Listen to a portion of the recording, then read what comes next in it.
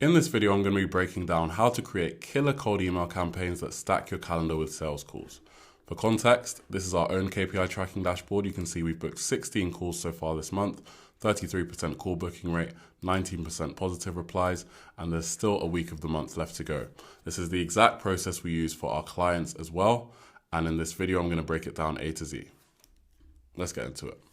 So this is how to turn cold prospects into booked meetings with a systematic approach that generates 1 call per 1,000 leads contacted if you're starting from fresh. So this is what we're going to cover. Step 1, defining your ideal customer profile. Step 2, setting up email infrastructure.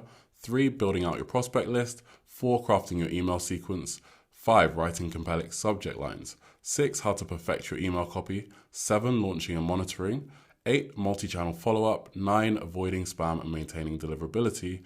10, how to optimize and scale. And then 11, we're going to touch on legal compliance. So step 1, defining your ideal customer profile. So this is what you need to know about your ideal customer.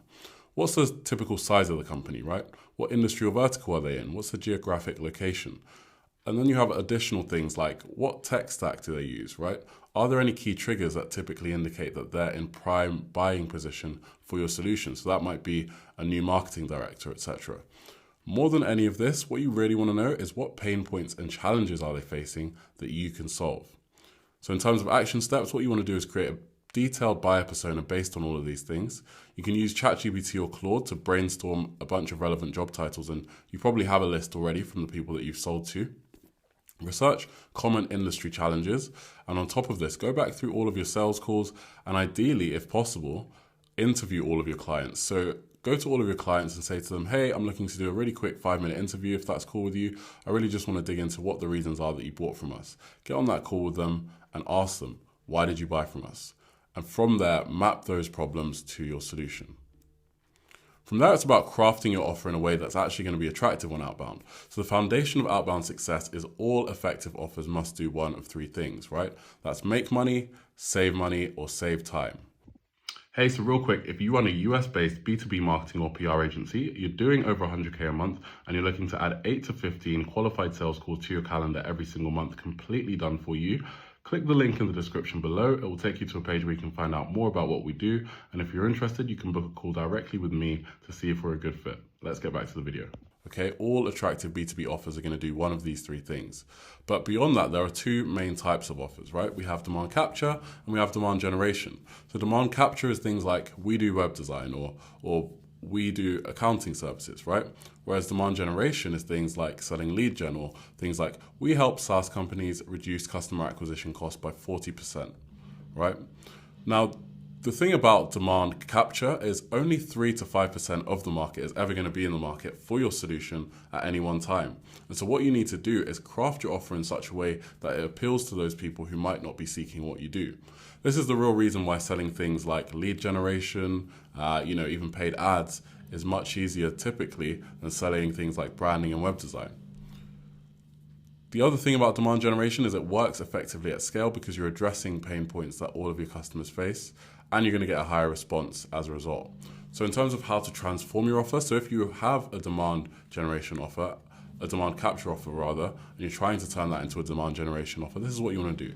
Start with the problem. So focus on the pain point that your prospect is facing, not on your solution, right? Then you want to focus on outcomes. So what measurable results and benefits can your target audience achieve through working with you? What measurable results and benefits have other customers that you've worked with achieved, right? Because that's what you can use to then craft an offer that says, hey, this is what we can achieve for you because we did it for a similar company. You then want to use some specific metrics in what you're talking about and connect that directly to business impact. So you want to talk about things in terms of revenue improvements, cost savings, or efficiency, right? So what you end up with is that instead of we build websites, you might get we help manufacturers generate 40% more qualified leads from their website in 90 days. Instead of we offer bookkeeping services, you might get we help small businesses save 15 hours per month on financial admin while ensuring 100% tax compliance. Now just think about the difference between each of those 2 examples, right? Which one would you be more likely to reply to if you got that in your inbox? From there, you're going to set up email infrastructure. So you want to do this before you write a single line of copy, right? Because this is going to be 14 days. This is a fixed 14-day period. And so you can't really get around that. What you want to do is warm all of these up, and then you go into all of the other steps. Now, Smart Lead and Instantly are probably the two biggest cold email sending platforms, or modern cold email sending platforms on the market. They both have advanced guides on how to do this. Very easy to find.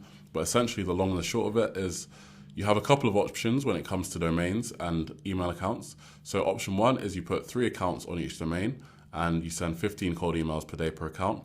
Option two, you put 2 accounts per domain and send 20 emails per day per account.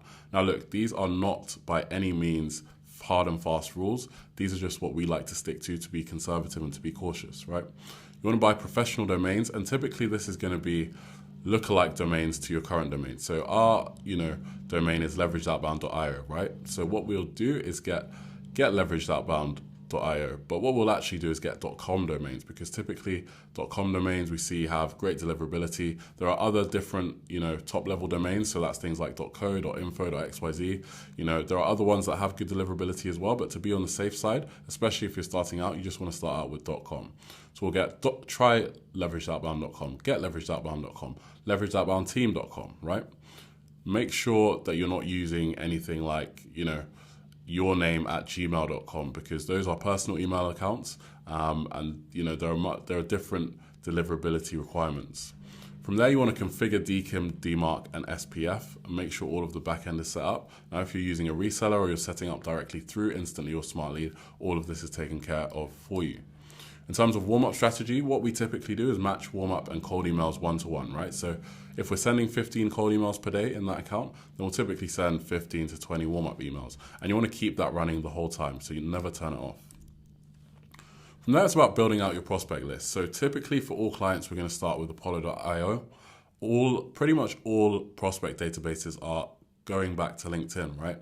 But the thing about Apollo is it's extremely comprehensive and also pretty cost effective. So typically we'll start there.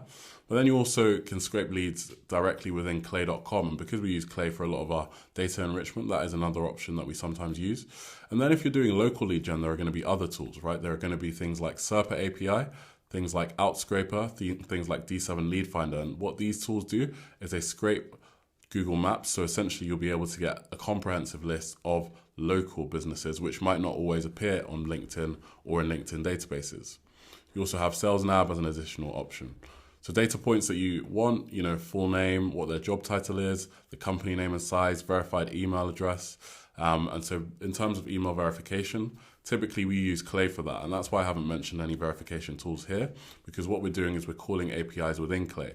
So the main thing that we use is debounce to verify emails.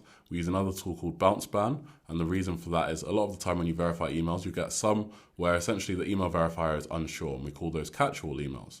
And so what we use bounceban for is we put all of those catch-all emails through bounceban, and that's going to tell us whether or not they're safe to email. Beyond that, then you also want to find the email addresses for the people who either you didn't have emails for in the first place, or you might have had an email, but you've verified it and it's come back as invalid. And typically our internal workflow for that is we'll use Lead Magic and then find email. From there, it's about crafting your email sequence, right? So the way we like to do this is we send 2 to 3 emails max, and we normally send them with 3-day gaps in between them. And so, gone are the days where you used to send 4, 5, 6, 7, 8-step emails, maybe over a month.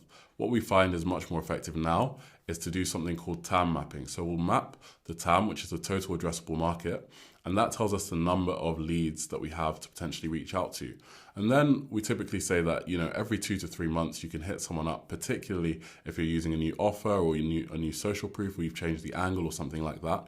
And so what we find more effective is to actually reach out to more people in that TAM rather than hammering the same people with endless follow-up emails, right?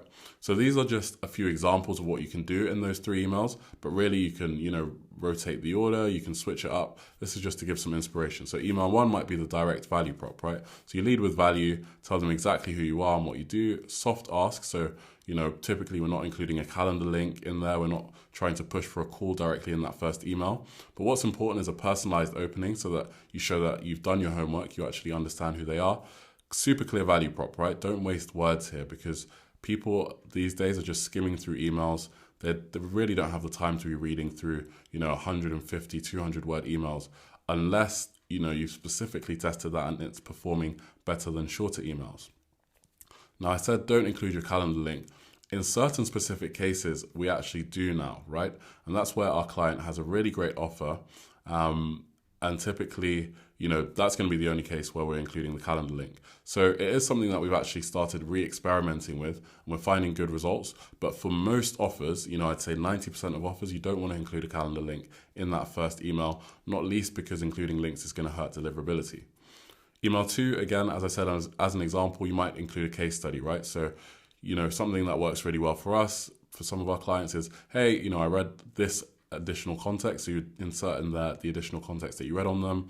And then I thought you might want to see how we help similar company. Now, it's really important that the social proof here is actually a similar company, or that it's a company that is aspirational to the company you're emailing, right? And so what the thing to understand here is including generic social proof just for the sake of it oftentimes isn't going to be effective. What you actually want to do is match that social proof to the company you're emailing, or you want that social proof to be above them in terms of, this is actually a bigger company that we worked with, and it's likely to be impressive to you because you're in the same vertical, or you have the same characteristics, or you're the same type of company, but they're actually bigger in the industry than you are, so it might be impressive to you. Now, the thing to be careful of about that is if you're targeting SMBs, or say you're targeting companies with 50 to 200 employees, and you're including social context about working with Nike, working with, IBM, then a lot of the time those companies are going to see that and think, well, this offer isn't ready for me. And subconsciously, they might even be thinking this is likely to be too expensive for us because you actually haven't told them that the social proof matches exactly their direct situation. So you offer that relevant case study and then soft CTA, plus or minus a calendar link, right? And then step 3, typically we're just going to be providing some final value. Typically a lot of our email sequences will stop at 2 emails, but that third email might just be to kind of bump it up to the top of their inbox or to try a different angle or something along those lines. Step 5, write compelling subject line. So this is, something pretty quick, but a lot of the time, the things that are going to get your email read are the subject line and the preview text. So everyone knows, what the subject line is. The preview text is what you can actually see of the email. So that kind of first line is going to determine whether or not someone actually opens your email. So in terms of writing subject lines, you want the entire email to be under 75 words, but the subject line you want to be 2 to 3 words max, and it should create curiosity without being clickbait, right? So you can use personalization where relevant, but typically we stay away from using, the prospect's company name in the subject line or in the emails, because a lot of the time that's a clear giveaway that you've used AI or that it's a sales email. So things like quick question, people have been using for 3 or 4 years, still works. Q about LinkedIn, all in lowercase apart from LI, another one that works well. And then prospect's name, your name, intro again.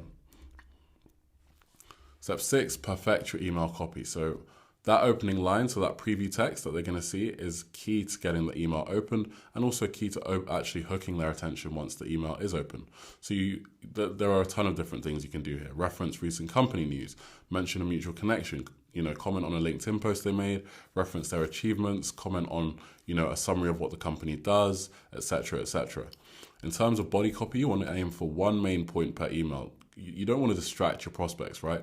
A lot of the time I'll get an email and it says, hey, we do this, which can X by 50% and also do this and that. And it's just too much. It's way too much. It's way too much for your prospect to focus on. What you want to do is focus on one clear point per email and focus on the benefit that prospect is going to receive. Don't focus on the features. That's kind of a key guide, a key principle for sales as a whole. And it's certainly true when it comes to outbound emails.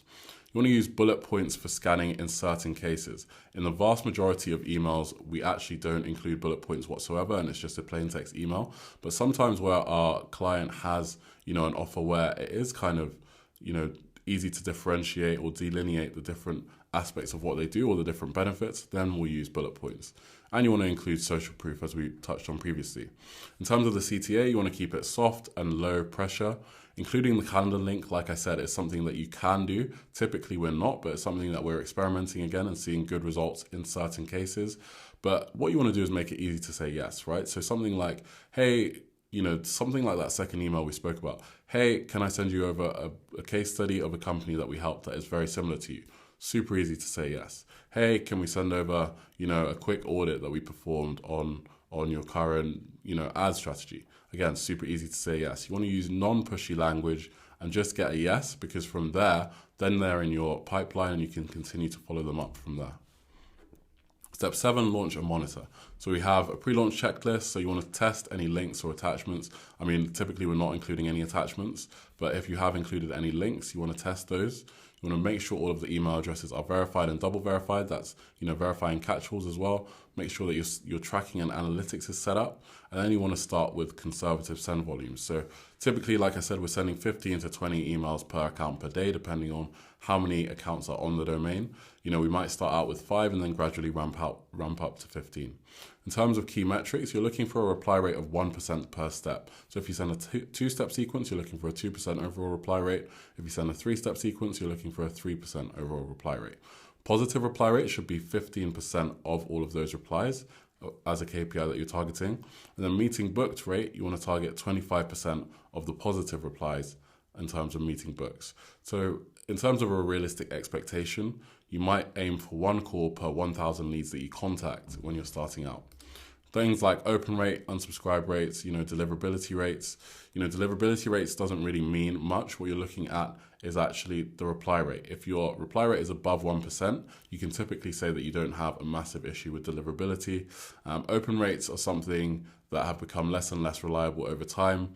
You can, if you have a very specific reason that you want us to leave it on, you can still track it, and you're typically aiming for 60% plus, but I would just look at the reply rate instead. So once you then get a positive reply, what you want to do is set up something which you can do in both Smart Lead and Instantly, and that's called subsequences. And so what that allows you to do is actually create automated follow-up sequences that are going to trigger off of that positive reply. So you would then assign, maybe you might have an information sequence for people that are asking for more information. Then that information sequence, it might have 5 steps in it. And typically what you'll see is that someone might not reply to that initial email, but by step 2 or step 3 of that subsequence, they might reply. Now, to take this to the next level, what you want to do is integrate with LinkedIn. So as soon as someone replies positively to your campaign, whether they're requesting information, whether it's a meeting request, or they just have a query, you request to connect with them on LinkedIn, and then you can send them LinkedIn messages as a follow-up as well, just to ensure that you're top of mind across channels. In terms of response management, you want to have templates for those common responses so that you're not scrambling to kind of answer responses as they come in. And then you want to have a system for quick meeting scheduling. So again, you want to have an easily accessible calendar link and be able to get to that so that you can schedule meetings at ease. Step 9, avoid spam and maintain deliverability. So, to avoid spam, things you want to do are avoiding spam trigger words. So you're using things like Mail Meteor, and they've got a spam checker. You want to avoid any words that come up in that. Avoid excessive punctuation, avoid caps, avoid any emojis or anything like that. Links, if you have to send them, you can send 1 per email, typically better in the follow-ups, because at that point you've got into the inbox, hopefully with your first email. And images, again, very similar. We typically don't send images, but if you have to, again, I wouldn't include more than 1 per email. In terms of can spam, you want to include a physical address and make sure it's easy for people to unsubscribe. Make sure that your email lists are clean. If you have a bounce rate of above 3%, then you want to stop that campaign and re-clean the list. Don't just go purchasing random lists off the internet from strangers. When it comes to volume, you want to gradually increase that. So you want to gradually ramp, like I mentioned earlier. Monitor for any kind of, spam complaints, and use authentic and personalized content. Now, in terms of rotating between multiple accounts, if you use Smart Lead or Instantly, they're going to automatically allow you to do this without any additional effort on your side. Step 10 is about optimizing and scale. So, you've got A/B testing elements. So that's things like the subject line, the length of the email, how you're personalizing the email, what you're saying in your CTA, and also, things like including the case study versus just including a direct value prop. to scale from, if you have a successful campaign and let's say you're booking, one call per 1,000 leads you contact, or that you're getting one positive response at least for every 350 leads, then what you want to do is scale horizontally rather than vertically. So you add additional domains and email accounts and warm those up, and again, increase the daily volume gradually on those. You can hire team members with SOPs on how to do this. And then develop your own templates. If you have a really successful email that's printing meetings, then you might just want to move around certain elements, but then you have that template to carry forward into future campaigns. Then you can also do things like advanced targeting with clay.com. You can start to add in additional personalization with AI and see if that provides a meaningful lift in your campaigns as well. In terms of performance focus, so what you want to do is improve your reply and positive reply rates. The way you can do this is by testing different value props, refining your ideal client profile based on responses. So if you're getting a lot of people saying this isn't relevant to me, then you really want to look at that targeting and see, is there something we can do better here? And then, like I said, update personalization approaches. So super quickly on legal compliance, if you are emailing within the US, then you need to be CAN spam compliant. What that means is having a physical business address in every email, having a clear unsubscribe option. So the way we typically do this is by including something at the end of the email that is like something like, hey, by the way, if this isn't relevant to you, then just let me know and I won't email you again. If someone does request to opt out, you need to honor that within 10 business days. And there's a requirement not to kind of use any deceptive practices. So in terms of things you want to be doing, both to get a high reply rate, but also to stay out of spam and to not be reported as spam, you want to always be providing genuine value, right? You need to respect unsubscribes immediately, keep compliance records, use professional language, and focus on relationships rather than just trying to sell or get everyone to a call immediately. So quick reference guide. So before you start, you want to make sure you've identified and defined that ICP. You've got your email infrastructure set up. You've got your prospect list built out. You've got your 2 to 3 step email sequence created. Subsequences ready. You've got a campaign that contains a physical address and opt out. Time zones and sending times are correct. The campaigns are set to send in plain text. You've removed any spam words, and also you've got spin tags or fully unique sequences using something like Twain or Octave to kind of avoid landing in spam due to templating of your email, and that just means your email being seen that many times that it starts being sent to spam. During your campaign, you want to make sure that daily send volumes are conservative, you have those follow-up sequences, those subsequences active, reply rate monitoring, so you want to aim for that 1% benchmark per step, you are maintaining spam compliance, and that you've got that continuous optimization running, and you're constantly checking on those KPIs. So the key takeaway is that quality wins over quantity, although you do need both, right? Focus on providing genuine value, trying new things, and optimize based on the data that you get back. Your cold email campaigns can become a super reliable, very cost-effective source of qualified leads if you execute systematically. So if you're ready to fill your calendar, start implementing these strategies today.